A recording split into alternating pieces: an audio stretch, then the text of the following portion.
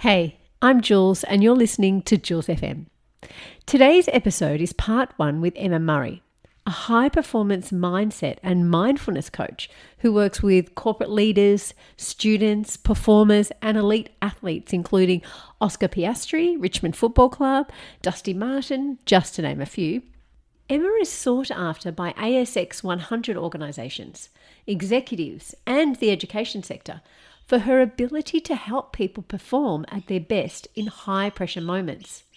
Not through hype or motivation, but by teaching people practical skills that actually change how the mind responds under pressure. With her expertise in a number of mindfulness areas, Emma helps individuals and teams improve things like attention control, confidence, motivation, and focus. And importantly, clients often see sustainable, meaningful change in relatively short timeframes. In this insightful conversation, we discussed pressure, state change, and self-belief, and how the same skills that help someone perform on the world stage are just as relevant in the classrooms, workplaces, and everyday life. This episode isn't about chasing perfection. It's about learning how to bring your A game more often, especially when it matters most. Let's get into it.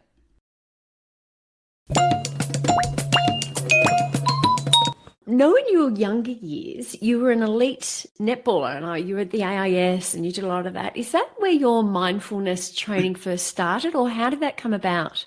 No, that is not where it started. You probably don't know my name in netball because I had no practice whatsoever, and I actually thought the whole sports psychology thing was a waste, not a waste of time, just not for me. So straight after school, I went to the Institute of Sport. I made my first under 21 Australian team when I was, I think, 16, like year 10 at school. So I was quite young and considered, quite talented. Went off to the Australian Institute of Sport, pretty much made any team that I tried out for. And that was the first time that I was exposed to sports psychology, because there was sports psychologists available to you at the Institute. But in my mind, I was very much like, well, I don't have a mental health problem. I don't have anxiety. I don't have any problems. I was from a really balanced family and, very normal. And so I thought, I don't need that. That's for people with problems. And whilst I was at the Institute, sort of the back end of my time there, I started to get a lot of injuries. Just one injury after the next injury. And when an athlete has a lot of injuries, you can get very much into this, I call it the injury shame cycle, where you feel a lot of shame that you've got to tell people that you're injured again, and like that I'm not good enough because I just can't seem to string much time together without an injury. And it's really hard mentally when you're going through that. That's where I probably needed some sort of mental practice. I remember having one session with the sports psychologist, and he had me make a highlights reel of me playing, and there was like this flotation tank at the Institute of Sport, and you would watch it in the flotation tank. I had no idea why I was doing that, what the purpose was behind that.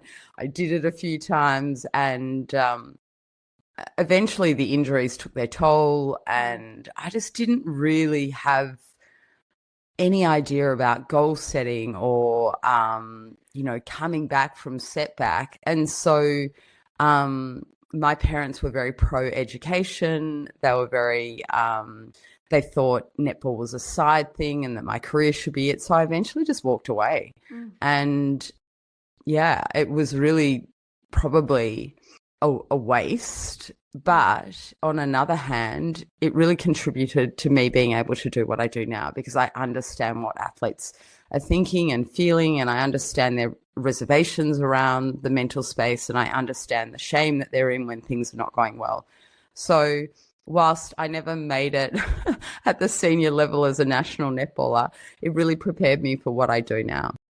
So what was the moment then where you went, actually, I might get into this mindfulness thing? Like, what was there, a turning point or a mindset shift? Yeah. Yeah, I always, and I say this to people all the time who talk about passion and I want to, follow my passion and work in my passion. And it's like, what does that even mean? What should that be? And I always say, like, look for things that you spend money on, that you spend your time on, that you're having casual conversations around, books that you read. If you're wondering what your passion is, and right from when I was at school, I would be the person watching Oprah Winfrey. I would be the person when I left school and left netball and I moved into my career, which was in public relations, I would be the person trying to help people with their problems. And it just really always fascinated me. And so when I was in my 20s, my mum was diagnosed with high blood pressure and she was told to learn to meditate. And so I thought, well, I'll go and do it with her as a way to make sure she does that. And so we found a local lady. She was quite an elderly lady, and we went and learnt traditional mindfulness from her. And that was at a time when no one was talking about mindfulness. You'd never heard of the word. And I was like, this is hippie, wasn't it? Sorry. Yeah. And I just thought it was the most incredible thing I had ever learned. And I loved it. And shortly after that, I was also I had moved into coaching with netball, and I was sort of an assistant coach at that, the equivalent to the VFL football level. And the senior coach, who was also a mentor of mine, I was at her house and I found a book on the bookshelf called Sacred Hoops. It was written by Phil Jackson, who was the coach of the Chicago Bulls. And he coached in the era of Michael Jackson and Scottie Pippen and those guys. And I read this book, and it was about mindfulness and how Phil Jackson believed that as a coach, if he could help athletes become still and present in the moment, anything that Michael Jordan did in the moment was going to be better than had Phil coached him, because he was the legend. If he trusted his instinct, he would come up with a better response. So Phil Jackson started to put more time into training his players in being mindful and being present than he did in actual basketball. And so I took that, and I took what I had learned with this lady of in mindfulness, and it really grew from there. And then I went and did more study, and here I am back working in sport in a different capacity, far more successful than I was in my own career. But yeah, it all, and I talk to my kids a lot about this, because we think we're doing something and it's a waste of our time. I'm working in a cafe while I'm at school, and what a waste of time. And, I've got this job in accounting that I hate, and what a waste of time. But I think if everything you do will create like a little piece of your puzzle, and you'll learn something there, or you'll meet someone there. And if you can see everything that you're doing as a little piece that's giving you a skill that you will ultimately use in that dream thing you've always wanted, you don't have to find that thing when you're in your first job. You don't have to find that thing when you're 25 years old. You don't have to. If you just, I always say to my kids, just keep moving, try something, learn from it, grow. Don't take another risk, take another step, and eventually it will all, come together in some way. It's such good advice. And I always think the same. Things make sense often retrospectively. Like at the time, like you said, you'll be in something and it'll be like, this isn't going anywhere, it's not leading anywhere. But then you look back and you think, wow, thank goodness that happened. And sometimes and often for negative things, thank goodness that, whatever it was, that I got sacked from that job, or, whatever, because I moved on to something else. So it's really good advice. Mindfulness isn't just for sports people though, isn't it? And I think everyday people can benefit from this. As a mindfulness coach, though, what are some rituals or routines that are non-negotiable for you for everyday kind of living? Well, I think it's really important first to sort of say what is mindfulness, because I think we're really confused by that. Yeah. I think we hear the word a lot, and then people will say to me, oh, my mindfulness is when I go running in the morning. My mindfulness is my cycling. My mindfulness is my bath time. And it's like, well, It can be, but it's probably not. So mindfulness is when we're in the moment and we're just present in the moment and we're not attaching to anything. So let me explain this really basically. I'm here and I'm talking to you. And so if I'm mindful in this moment, what I'm doing is I'm just listening to your questions. I'm seeing your face on the screen and I'm hearing the questions. I'm taking that information and I'm giving a response. And there is no stress in that. That's that I can't get anything wrong because I'm not trying to do anything. I can't, it's just a basic, I'm in the moment, you speak, I hear, I answer. That's not how most people are sitting on this podcast with you. They're sitting on this podcast and they're in their head thinking, oh, I hope I get this answer right. What if I make this answer wrong? Oh, what's the best thing to say from this? Oh my gosh, I don't look good on this screen. And should I have said that? Why didn't I say this for that answer? And so your attention is not in the moment. Your attention has gone outside of the moment to things in the past, like, oh, why did I say that? That was such a stupid answer to give.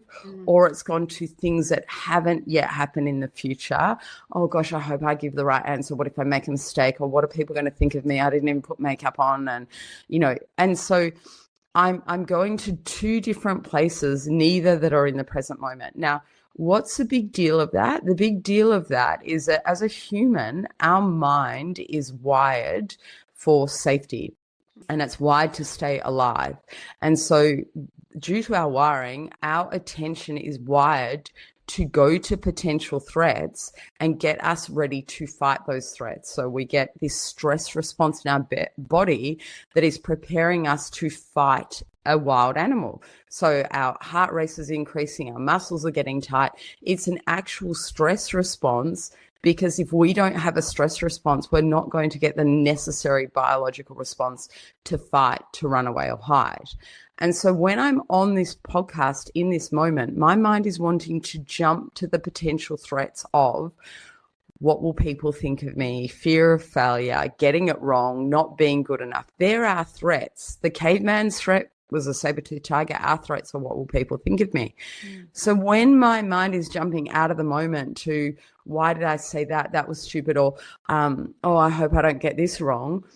They're threats to me. You not liking me, the audience not liking me looking bad. They're a threat to my survival, because my human need right now is to be liked and stay connected. So they're a threat to my survival. So when I go to those places, my body is producing a biological stress response to that. And now I'm in this fight and flight, and I have to, and what if I don't? And my heart's going a little bit, my shoulders are getting tight, I'm tense. And so if you think about what I've just said, and the listeners think about what I said and really reflect on their day, how often they're sitting in this stress response. Absolutely. Their alarm goes off in the morning. Oh, I've got so much to do today. How am I going to get it done? I'm so tired. They eat a particular food. Oh, I shouldn't have eaten that. Why did I eat that? Oh God, I've got to pick up the phone and make that phone call to someone. I hate that. We're in this stress response all day, every day. And when we're in this stress response all day, every day, our heart's racing a bit, our shallow breaths are a little bit shallow, not enough for us to notice. We're sitting in this all day, every day for many years. It's become very normal for us. And then when it gets elevated, all of a sudden we think we're being told we've got anxiety.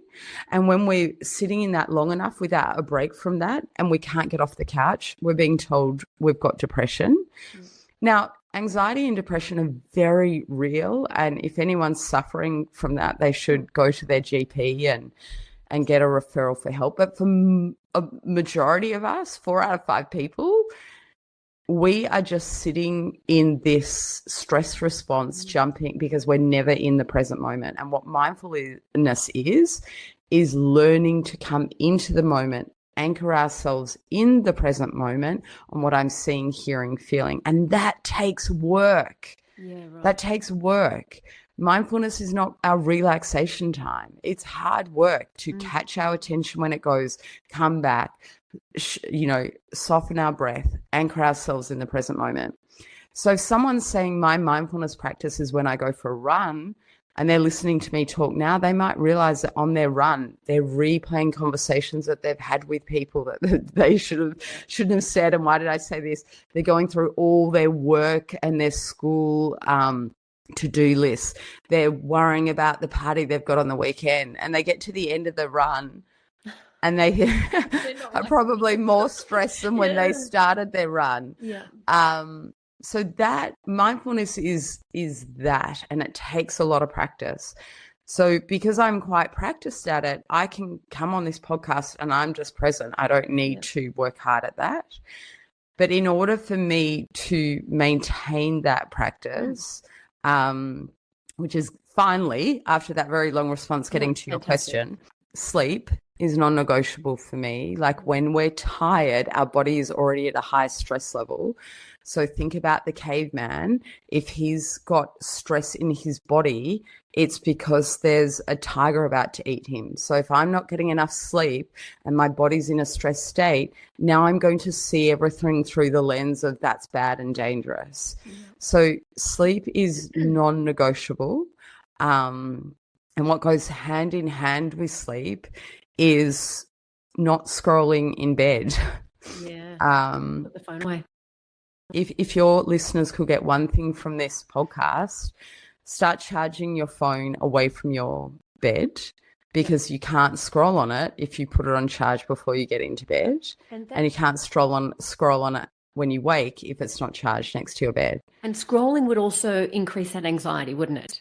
Yeah, so scrolling does two things late at night and a couple of things early in the morning. Scrolling late at night brings blue light into our eyes, which signals to our eyes that it's daytime, and we make certain chemicals and hormones because it's daytime. And so then we put our phone down and we can't sleep, but our body thinks it's daytime. So we want to get off those phones, like technically they say a couple of hours before bed, but if you can do it half an hour before bed, great. Yep. If you can only get off it to the point where you charge it over the other side of the room or in the ensuite or the hallway, great. Then start there. But the other thing it does when we're scrolling, the content that we're scrolling and the way that we're scrolling is really increasing this hit of dopamine, that the content that we're seeing, other people's feeds, is driving that threat response of I'm not good enough, they look better than me, they have more than me, I'm in this dead-end job, what am I doing, I'm never going to get. And so now I'm in this danger, stress response. And then I ask myself to go to sleep. It's a bit like asking a caveman, hey, I know you're fighting a tiger right now, but could you curl up in a ball and go to sleep? Yeah. Not gonna happen. And so by getting off that phone in bed, when you wake in the morning, the other non-negotiable for me is the first 30 minutes of my day not on my phone. And so what that does is it gives you a chance to set your own intention for the day. As soon as you open that phone, those dangers come flooding in. You're either looking at the news or your social media feed or your emails or your to-do list. And now I'm in that danger. I have to, I should. What if I don't? Why didn't I? And now I'm in that stress response. Whereas the first 30 minutes of the day, give yourself an opportunity to breathe, to think about what you want to achieve. Who do I want to be? You can have a formal practice like journaling or meditating, but even if you don't, just 30 minutes is great. So sleep and that phone at either end of the day is non-negotiable. And for you, do you journal? Do you get up in the morning? Like, what is your routine? I'm not a journaler, and I think this is a really important point. I think journaling is probably one of the best practices that you can do. What journaling does is when we're ruminating, we're going over and over and over particular stuff. And when our mind, when something's happened in the past that we think was bad, or something is coming in the future that we think is bad, our mind wants to sit on it over and over again as a way of warning us. That's bad, that's bad, that's bad, that's dangerous. And so until we find the learnings in that and send a message to our mind, hey, that's not really that bad, then our mind is going to keep going over and over and over it. So what journaling does is it's like a way of taking it out of the mind and putting it on paper, and it really breaks that rumination. Yeah. But your mind has to slow down to write. And so in the slowing down of it, you start to see it in a different way, and you start to see what you said before about the even negative situations there's learnings in. When you slow it down and you start writing it down, something that you have thought was really bad, your mind starts to make sense. Well, there was actually this benefit, and I learned that from it, and that wasn't that bad, really. So journaling is incredible. I've had an IndyCar driver, Scott McLaughlin, who brought in no phone and journaling, and that changed his life. But he did it every day, not just race weekends. So if you can try journaling, but also know that if it's not your thing, if it agitates you, then that's okay. So what I find with journaling, it feels like another piece of work for me, and it feels like another thing that I have to do, whereas I love meditation. But for some people, sitting still and meditating is really difficult. I always say with meditation, if you find you're quite agitated, the point of meditation is not to still your mind, it's to let things come into your mind and let them go. And that's how we strengthen our mind. But if you're finding yourself really agitated with meditation, start with breath work. Yeah. Okay. And so the resources that I would suggest is the breathwork app, which is by Wim Hof. Now, if you look up Wim Hof, he's this older man. He's like the guru of breathwork. He does it in cold water, but you don't need to do it in cold water. But he has an app. And what I love about the app is it's really simple to follow. He will literally, you press start and it's literally like breathe in, breathe out, breathe in, breathe out, hold your breath. So the athletes that I work with find that there's a competitive element to it because it records how long you went and what you did, so you can get that. But what I love about that app is you can wake up, you can do it for 2 minutes, 3 minutes, and what that has done, what that breath work has done, is it's changed your nervous system, calmed your nervous system down, even though it's quite active. And so now you go into your day not so much hypervigilant to everything. So that app is really good. Journaling, there are so many resources. Just Google, good journaling questions for the morning. The meditation, there's an app called Insight Timer, and you can pick the length of meditation you want, the type of meditation you want. You could go, I want a 5-minute gratitude meditation. I want a sleep meditation to listen to while I'm trying to get to sleep. I want a meditation for anxiety, and it will find you one. So anyone around the world that wants to put a meditation on an app, so you've got all different teachers, all different meditations on there. That's awesome. I'll make sure I include links to that, the podcast as well. So with these elite athletes, the preparation is obviously incredibly important, but when it comes to crunch time, and we're talking like elite level, world class, the ones you're coaching, when it comes to that grand final, that, those high pressure moments, what strategies do you suggest for them in those moments? Or does the preparation set them up for that, or a bit of both? Yeah, no, the preparation definitely. It's a bit like baking a chocolate cake, like there's a certain recipe for it. If you've got the sugar and the flour, but if you leave something out, it's not a very good cake. Yeah. And so when an athlete or any human is trying to become more, perform at their best, or even just live their best life, or show up to the world as their best, it always starts with self-awareness. And so the very first skill that I'm teaching them is to actually have awareness. Remember how I said our mind wants to go to the future and the past? I've got to have awareness of when I go there and what happens to me when I go there. So, for example, a lot of people hate public speaking. And they just say, I hate it. I don't like it, whether it's a school oral assignment or it's, speaking at a job interview or, getting up in public and making a speech. People hate it.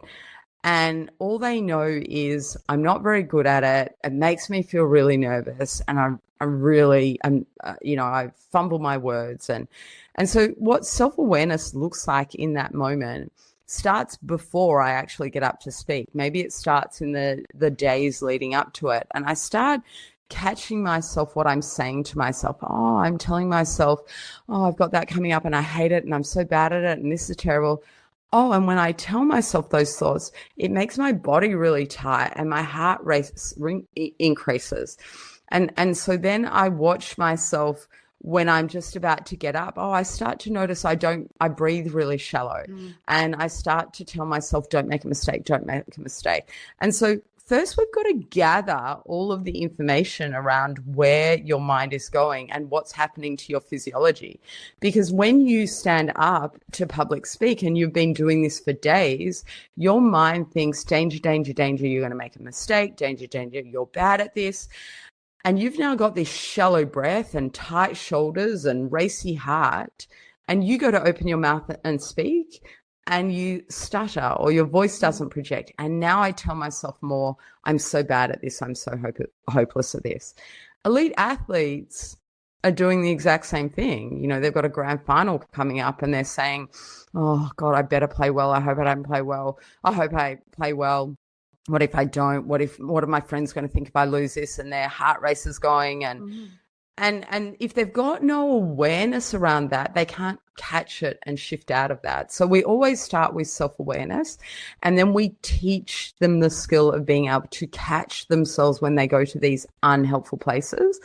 And that's really important. We want people to know that in mindset, there's not positive and negative. I'm either going to places that are unhelpful. This doesn't help me speak clearly when I get up in front of the class.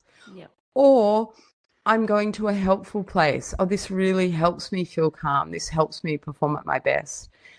There's some athletes, you know, some school footy players who say, I need a big game this weekend. I'm going to kick 6 goals this weekend. I'm going to be, you know, best on ground. That's not negative thinking. It's positive thinking, but it's wildly unhelpful. Doesn't help you. So we then get them to learn how to catch when they go to these unhelpful places, both their thoughts and their body. And quite often I'm telling athletes to shift body up. So I'm shifting my body and my physiology, and that will shift my thoughts. So how do I breathe differently? How do I stand differently? How do I smile? How do I use my hands when I talk and communicate? And so once they've got the ability to do that, then we layer it with things like confidence and grit and, focus and fight and all of these different things that we layer in there, so that when they catch themselves going to an unhelpful place, when they come back into the moment, what they're coming back into is this strong belief and confidence and power. So we've layered that stuff into their mindset, a bit like creating files in your mind that they can tap into. Amazing. Wow. And it sounds a lot like, and I'm sure you're a fan of Joe Dispenza, it sounds a lot like his thinking, doesn't it? Where you really have to work hard, but be aware of your thoughts of all times. Yeah. So I've done Joe's advanced training, and when I meditate, I typically meditate with Joe's recordings. You know, I know all different types of meditation, but I just really like his music and his the words that he uses. But the premise of Joe Dispenza is that when we do talk therapy, for instance, and talk therapy is really beneficial for some people, but for some people, just going back and talking about the problem over and over again can, what Joe would say is, reinforce the neural pathways to the problem and to the old feelings. And whereas what Joe Dispenza is talking about is to get into the feelings of a new future. So this is something we use with athletes all the time, getting into the feelings and the picture of you performing at your best. And it doesn't have to be athletes. I use it for my life all of the time. I get into the feelings and the picture of what I want my business to look like and what I want my family to look like and my health to look like, and really sitting in that. And so what Joe would say is, when you're in the future picture, that's creating a new internal dialogue. So let's go back to that example of, I don't like public speaking. In the days leading up to public speaking, if you closed your eyes and you got into the feelings and the picture of watching you standing up, saying, performing at your best, being really confident, the audience liking it, you are programming your mind into those thoughts and those feelings. So when that event comes, your mind is already got a program for doing that and already believes that that's how it happens. And now your whole internal environment, which is what you think and what you feel, and Joe Dispenza says our personality makes up our personal reality, and your personality is made up of your thoughts and feelings. That if your personality is now someone who likes public speaking and speaks clearly and the audience responds well, and you've seen it and you've felt it over and over, now when you step into that reality, your mind and your body just follows that.